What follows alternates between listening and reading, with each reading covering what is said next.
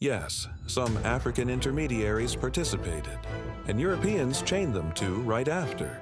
That part always gets skipped, but here's what people refuse to understand.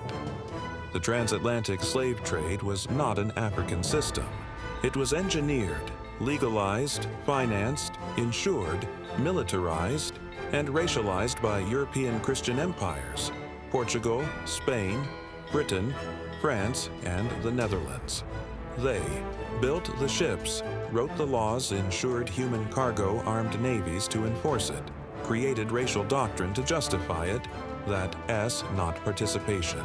That's ownership of the system.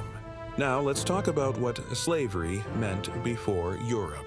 In many African societies, slaves were prisoners of war, debt servants, or political captives. They were not race-based, they were not permanent, they married, owned land, earned freedom, and integrated. Their children were not automatically enslaved. There was no concept of people being livestock. There was no chattel slavery. There was no hereditary racial caste. There was no global trafficking industry. What Europe introduced was something entirely different. They redefined slave as property for life inheritable through the mother strip of name, culture, language, and humanity, enforced through terror, breeding, rape, and mutilation. That system did not exist in Africa before European contact.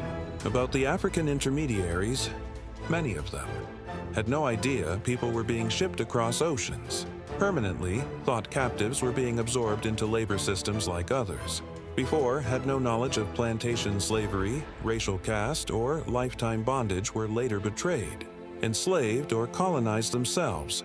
Europe weaponized ignorance, guns, debt, and destabilization, then turned around and blamed Africa for the crime. That's called gaslighting history. So, when someone says, Africans sold other Africans, yet what they really doing is protecting European accountability, because participation under coercion is not the same as designing the crime. And the receipts are written in European law, books, shipping records, insurance documents, church decrees, naval logs. History doesn't lie, people do.